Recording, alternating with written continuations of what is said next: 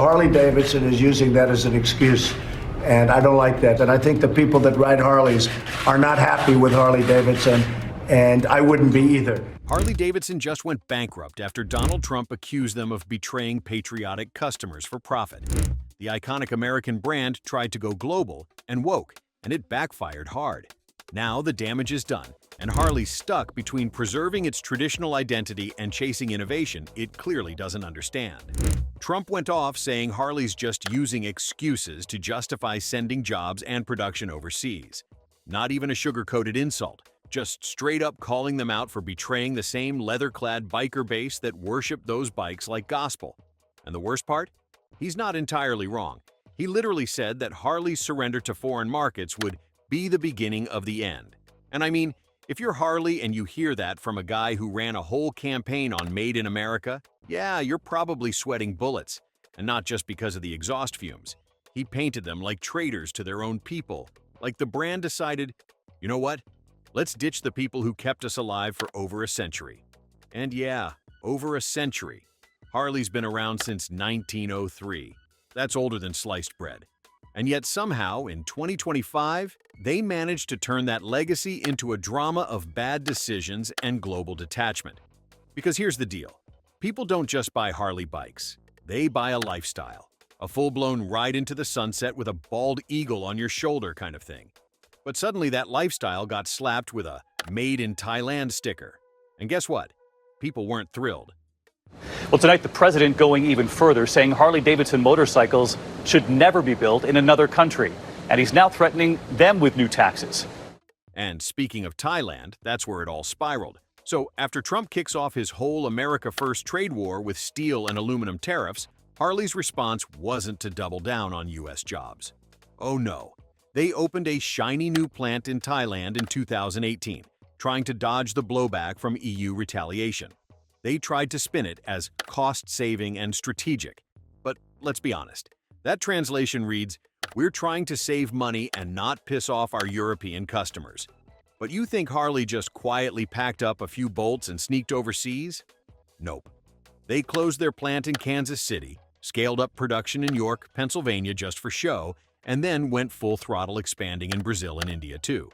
It's like they threw a dart at a globe and said, anywhere but here. Now back to Trump. He wasn't having any of that. He straight up warned them, leave the US and the aura will be gone. He basically said Harley will be taxed like never before if they dared to sell back into the US after outsourcing. Oh, and let's not forget the cherry on top. Those bikes made in Thailand? They weren't just for other markets. They were assembled there for US customers too. That's the part that really set off the hardcore Harley crowd. You sell us foreign-built bikes while waving an American flag? Yeah, good luck with that. And then came the next punch. Trump's good old trade war. Remember when he said, companies are now coming back to America? Yeah, Harley heard that and said, cool, we're going to Thailand. And Trump wasn't having it. He blasted India for their 100% plus import tariffs on American bikes, basically calling out the whole international game Harley was trying to play. But Harley didn't flinch. They said the numbers don't lie, it's just arithmetic, not politics. Just math, they claimed. Except their customers weren't buying calculators, they were buying culture. And culture doesn't like being outsourced. Let's talk numbers for a second. Because right after Trump dragged Harley through the mud publicly, guess what happened? Harley's stock tanked. Like a rock tied to a brick. Investors started to sweat. The brand's whole identity, this cool, rebellious, ride-or-die image, suddenly looked like a watered-down corporate press release written from a Thai boardroom. And it's not even the first time Harley hit the panic button. Back in the 1980s, they were getting whooped by cheap Japanese imports. The only thing that saved them back then? The US government stepped in with tariffs to protect them, and they started pushing quality and American craftsmanship. Fast forward to now, same crisis, different flavor. This time it's not about Japanese bikes. It's about a company losing its soul while trying to keep up with global markets, rising costs, and a customer base that just wanted their damn bikes made in Milwaukee. But here's the twist. This whole mess isn't just about Trump being loud or Harley being tone deaf.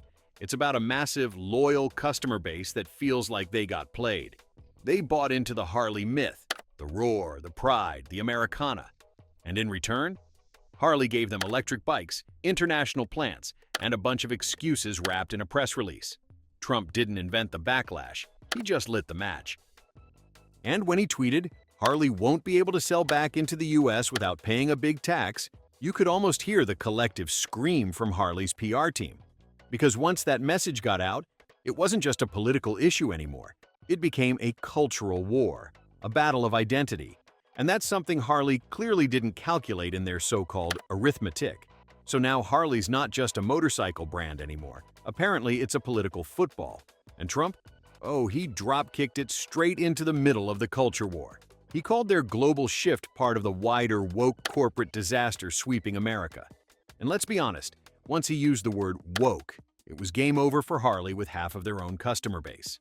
Suddenly, your dad's favorite bike brand is being lumped in with gender-neutral oat milk lattes and ESG scorecards. Great job, Harley. And hey, if you're enjoying this breakdown of the Harley meltdown, hit that subscribe button so you don't miss what we expose next. And their loyal customers? Not impressed. We're talking about veterans, factory workers, folks who wear leather not as a fashion statement, but because it's what you wear when you're out there putting miles on asphalt. These people didn't want electric scooters or futuristic dashboards. They wanted rumble, power, and American muscle. But Harley said, let's go green and go global. And that message landed like a flat tire in Sturgis. And then there's Trump's base. Many of them watched their jobs vanish as companies offshored production to chase cheaper labor. So when Trump stood up and said Harley put profits over patriotism, it stuck. It hit a nerve. Not because it was some genius analysis, but because it said out loud what everyone else was already thinking. People who had been loyal to Harley for decades suddenly saw it as a sellout brand that traded in its soul for tax write-offs and export opportunities. But this backlash? It wasn't just about dollars and cents. Analysts straight up said it. This was emotional. People grew up with Harley, passed it down like family heirlooms. These bikes weren't just transportation, they were identity. Harley represented American exceptionalism to millions. It was blue jeans on chrome. And then boom, foreign plants, electric pivots, sustainability hashtags. It was like watching your old-school biker grandpa show up at Thanksgiving in skinny jeans and a Tesla truck. Harley's empire was built on ruggedness and rebellion. Now, it's being rebuilt on renewable energy and inclusive design. And listen, we're not saying innovation is bad, but when your core demographic has back tattoos that say, live to ride, ride to live, and you're selling them a silent EV with an app, it's not innovation, it's confusion. So, what's Harley doing to fix this identity crisis? Well, apparently they're going all in on electric, because nothing says badass like a bike that hums like a toothbrush. They're trying to preserve that legendary Harley roar by engineering synthetic engine noises.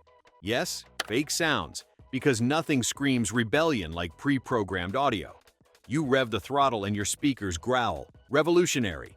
The whole goal here is to snag younger riders from around the globe, while somehow keeping their old-school American fan base from storming the dealerships with torches and pitchforks.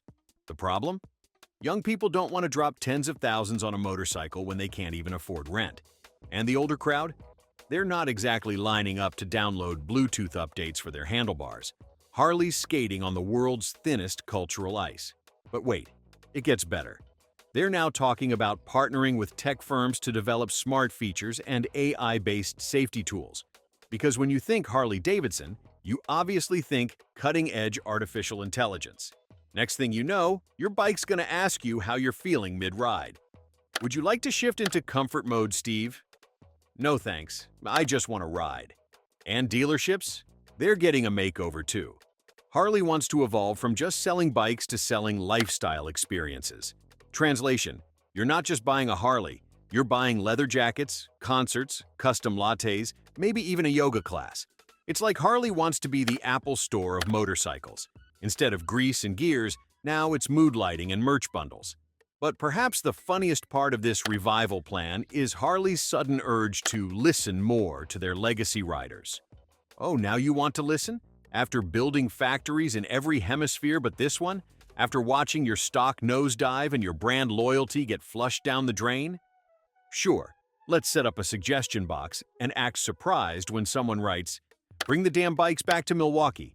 They also say they're committed to ramping up American skilled labor again, which sounds great until you ask, how, when, where? No real numbers, no timelines, just vague promises and hopeful press releases.